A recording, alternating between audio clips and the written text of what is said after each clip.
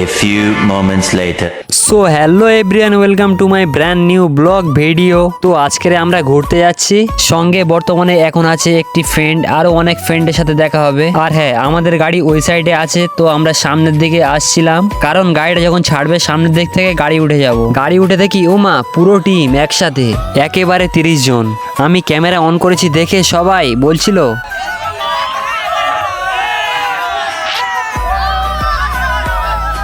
খুব মজা করতে করতে আমরা ঘুরতে যাচ্ছিলাম। আর কোথায় যাচ্ছিলাম জায়গাটা তোমাদের পরে বলছি। আর যেখান দিয়ে যাচ্ছিলাম রাস্তার চারপাশে সবুজ সবুজ গাছপালা ছিল, আর গাড়ি প্রচুর স্পিডে যাচ্ছিল। যেতে যেতে গাড়ির তেল শেষ হয়ে গেল। সেই জন্য কিছুটা দূরে গিয়ে একটি পেট্রোল পাম্প থেকে গাড়ির তেল মেরে নিল। তেল মারার পরে আবার গাড়ি চালাতে লাগলো। তখনকার রাস্তাটা অনেক ভালো ছিল, আর এখন যে রাস্তা দিয়ে যাচ্ছিলাম অনেক খারাপ ছিল ও চারিদিকে লোকজন যাতায়াত করছিল, কারণ এটা বাজার ছিল। নিঃসন্দেহে তুই ঠিক কথা বলেছিস।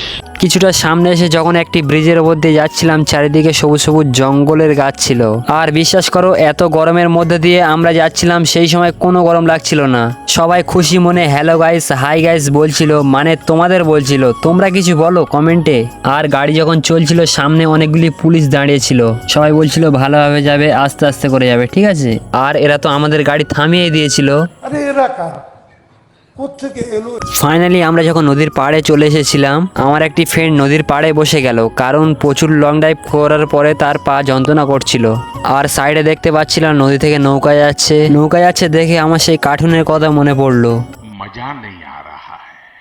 ক্যামেরাটা আমার ফ্রেন্ডের কাছে দিয়ে আমি যখন নদীর পাড়ে হাঁটছিলাম, ঠিক তখনই দেখতে পেলাম अबे जल्दी बोल, कल सुबह पनवेल निकलना है। নদীর ধারে কি একটা মাছ উপরে উঠে বসে আছে। ক্যামেরাটা কাছে নিয়ে যেতে ফুরুত করে পালালো।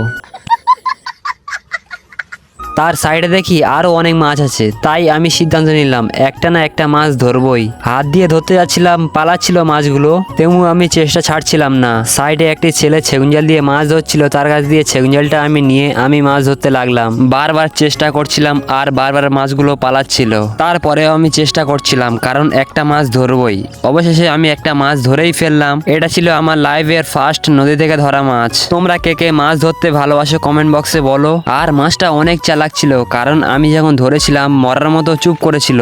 যখন হাতে নিয়ে তোমাদের দেখাচ্ছিলাম, লাফ দিয়ে নদীর জলে পালালো। নদীর পাড়ে ঘুরতে এসেছি, আর নৌকা না চড়লে ভালো লাগে, সেই জন্য নৌকা সেখান থেকে ছাড়ে আমরা সেখানে যাচ্ছিলাম। যাওয়ার সময় রাস্তায় প্রচুর ভিড় ছিল, আর আমি ভিডিও করছি দেখে অনেকে ক্যামেরার দিকে তাকিয়েছিল। গরমের সময় আমি নদীর পাড় থেকে যখন হেঁটে যাচ্ছিলাম, তখন আমার একদম গরম লাগছিল না, কারণ নদীর পাড়ে ঠান্ডা বাতাস চলছিল।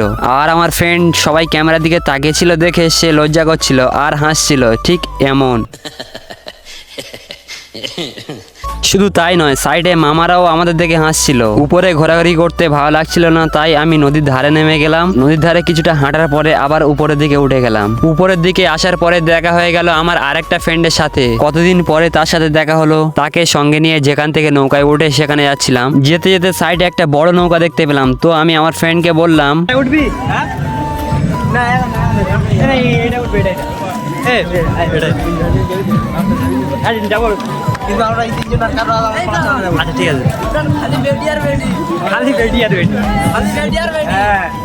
তো আমাদের পাড়ার ছেলেরা বলছিল খালি বেটি আর বেটি, মনে মনে করছি ভালো আর হলো না, শুধু মেয়েদের দিকে লক্ষ্য।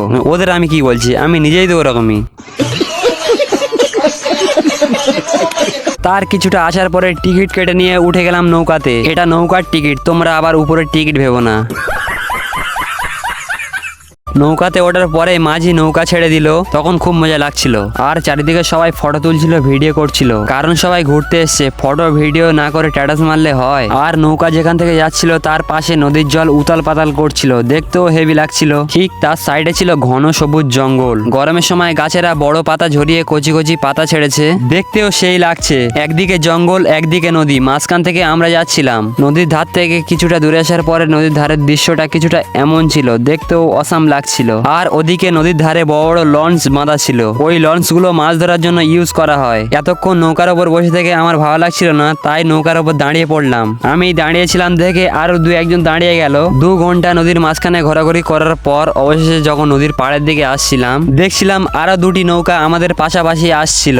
আর এদিকে নদীর মাঝখানে অনেকগুলি বড় বড় লঞ্চ দাঁড়িয়েছিল। তারপরে নদীর ধারে যখন নৌকা এসেছিল, আমি এক লাফ দিয়ে নৌকা থেকে নিচে নেমে গেলাম। যার পরে দেখতে পাচ্ছ এখনো সব নামছে। কিছুটা ঘোরাঘুরি করার পর এক ধরনের ফল দেখতে পেলাম, মনে হচ্ছিল ডাব নয়, একেবারে নারকেল ফল।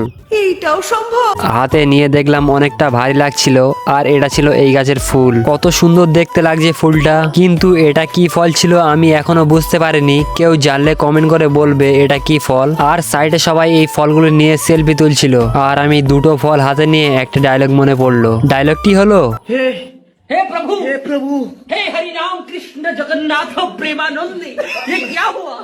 গাছের পাতাটাও দেখতে হেভি সুন্দর লাগছিল। ওখানে দাঁড়িয়ে আমি গোটা 2 সেলফি তুলে নিলাম। সেলফি তোলার পর হোটেলে গিয়ে খাওয়া দাওয়া করে নিলাম, কারণ এত ঘোরাঘুরি করার পর আমাদের প্রচন্ড খিদে লেগেছিল। তারপর গাড়ি করে বাড়ির দিকে রওনা দিলাম। বাড়ির দিকে যাওয়ার সময় রাস্তা অনেক জ্যাম ছিল, রাস্তার চারিদিকে প্রচুর লোকজন ছিল। আর হ্যাঁ, আমি যে জায়গাটায় ঘুরতে গিয়েছিলাম সেই জায়গাটির নাম হলো ঝড়খালি সুন্দরবন। জায়গাটির নাম তো তোমরা জেনে গেলে। চ্যানেল নতুন হলে সাবস্ক্রাইব ও ফলো করে দাও প্লিজ।